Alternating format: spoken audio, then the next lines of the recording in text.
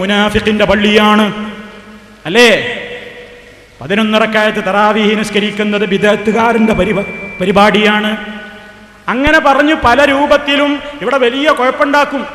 20 നിസ്കരിക്കാവൂ എന്ന നിലക്ക് കൃത്യമായി അതെല്ലായിടത്തും പറയും. അതേ കാര്യത്തിന് വേണ്ടി ഒച്ചവെക്കും, പള്ളികളിൽ പ്രശ്നമുണ്ടാക്കും, ഒരുപാട് പ്രയാസങ്ങൾ ഉണ്ടാക്കി. പക്ഷേ ഷെയ്ഖുന ഗൾഫ് നാട്ടിലെത്തിയപ്പോഴോ അറബികളെ തൃപ്തിപ്പെടുത്താൻ വേണ്ടി ഇവിടുത്തെ ആശയം അവിടെ മൂടി വെച്ച് അവിടുത്തെ ഇമാമിനെ തുടർന്ന് 8-3 11 റക്അത്ത് നിസ്കരിച്ചു എന്ന് ഞാനല്ല പറയുന്നത്. കൂടെ കിടന്ന് രാപ്പനി മനസ്സിലാക്കിയ ഹസൻ സഖാഫി എന്ന് പറയുന്ന സഖാഫത്ത് മർക്കസു സഖാഫയിൽ നിന്ന് ഫസ്റ്റ് ക്ലാസ്സോടുകൂടി പാസ്സായ ഒരു സഖാഫി ആ കാര്യം നമ്മളുമായി പങ്കുവെക്കുന്നത് നിങ്ങളൊന്ന് ശ്രദ്ധിച്ചോളൂ. ബഹ്റൈനിൽ മാത്രമല്ല, ഷാർജയിൽ പോയല്ലോ. ഷാർജയിൽ പോയിട്ട് 8 റക്അത്ത് തറാവീഹ് നിസ്കരിച്ചില്ലേ? ഇല്ല എന്ന് അബൂബക്കർ മൗലവിക്ക് പറയാൻ പറ്റുമോ? ഉണ്ടെന്ന് തെളിയിക്കാൻ എനിക്ക് സാധിക്കും. ഷാർജയിൽ അദ്ദേഹത്തിന്റെ കൂടെ 8 റക്അത്ത് തറാവീഹ് നിസ്കാരത്തിൽ സംബന്ധിച്ച ഒട്ടനേകം ആളുകളെ എനിക്ക് പരിചയമുണ്ട്. നേരിൽ സംബന്ധിച്ച ആളുകൾ ഞാനുമായി കാര്യങ്ങൾ സംസാരിച്ചിട്ടുണ്ട്. അന്നും ഇദ്ദേഹത്തിന് പറ്റിയ അബദ്ധം, ഒരു കളവ് പറഞ്ഞു. തറാവീഹ് നിസ്കാരം കഴിഞ്ഞ് വിവാദമായി. ഇയാളെ ഈ സ്വഭാവം ജനങ്ങൾ അറിഞ്ഞു. 8 റക്അത്ത് തറാവീഹ് ഏതോ അറബികൾക്ക് വേണ്ടി പള്ളിയിൽ വെച്ച് നിസ്കരിച്ചു. ഇവിടെ വന്ന് 20 റക്അത്ത് എന്ന് പറയുന്ന ആള് അവിടെ പോയി 8 നിസ്കരിച്ചപ്പോ അതൊരു പ്രശ്നമാണ് എന്ന് കണ്ടപ്പോ ഉടനെ പറഞ്ഞു, അങ്ങനെ ഞാൻ തറാവീഹ് 8 നിസ്കരിച്ചു, ഞാൻ 20 നിസ്കരിച്ചത്.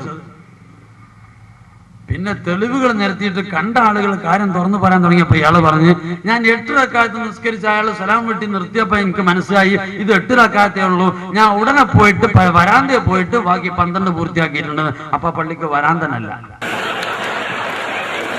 ആ പള്ളിക്ക് വരാന്തല്ലാണ് അപ്പഴാ തിരിഞ്ഞത്. അത് പറഞ്ഞപ്പോ അയാൾ പറഞ്ഞു, എന്നെ 3 റംസാജി കൊണ്ടുപോയി പറ്റിച്ചാണ്. എങ്ങനെ ഇയാൾ ആദർശം 3 റംസാജി പറ്റിക്കല്? വിഷയം അവിടെയല്ല. വിദാളികൾക്ക് വേണ്ടി 8 നിസ്കരിക്കാൻ പറ്റൂ എന്ന് പറയുന്ന ആളുകൾക്ക് വേണ്ടി 8 നിസ്കരിച്ചു കൊടുത്തു. അയാളെ വാദം 20 ആണെങ്കിലും വേണമെങ്കിൽ കാശിന് വേണ്ടി 8 ആക്കാം. അത് തന്നെയാണത്. കണ്ടില്ലേ?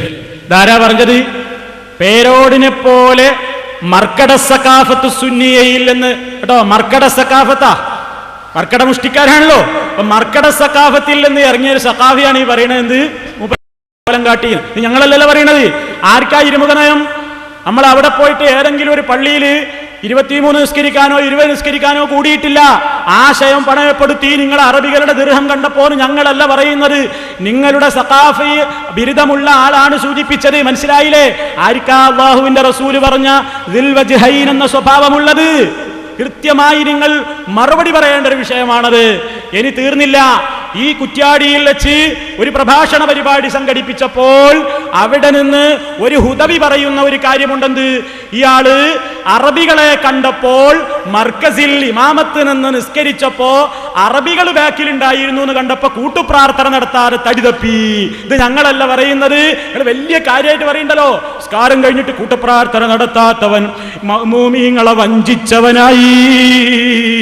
മുജാഹിദേ, മാർക്കറ്റിലെ പള്ളിയിലെ ഇമാമ് വഞ്ചകനല്ലേ?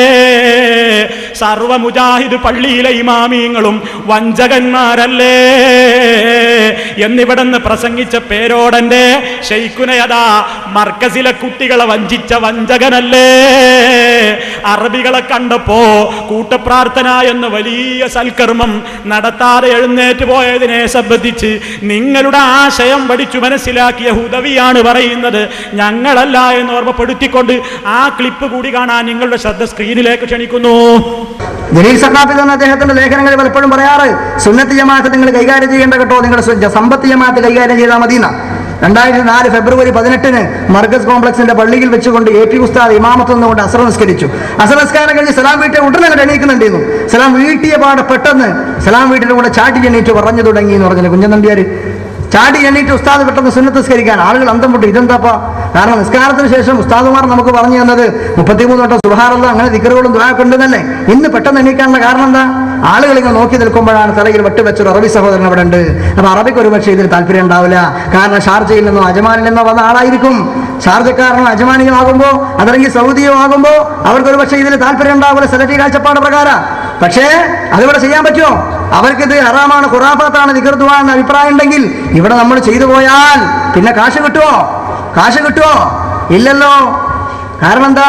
ദീപസ്തംഭം മഹാശ്ചര്യം, നമുക്കും കിട്ടണം പണം. ദീപസ്തംഭം മഹാശ്ചര്യം, നമുക്കും കിട്ടണം പണം. കുഞ്ഞൻ നമ്പ്യാർ ഓട്ടം തുള്ളലിൽ പാടിയത് എത്ര കാലോചിതം. ഇതാണ് ഇവിടെ വിഷയം. കാശ് കിട്ടാൻ തടസ്സമാണെന്ന് കണ്ടാൽ ഇവർ ഇതെല്ലാം ചെയ്യാൻ ഇവർക്ക് ഒരു പ്രശ്നവുമില്ല. കണ്ടോ, കാശ് കിട്ടുന്നു കണ്ടാൽ ഏത് ഒഴിവാക്കും. ഏത് കുഞ്ചൻ നമ്പ്യാരെ കവിതയും തെളിവായിട്ട് ഉദ്ധരിച്ചു. ദീപസ്തംഭം മഹാശ്ചര്യം, നമുക്കും കിട്ടണം പണം. കേട്ടോ.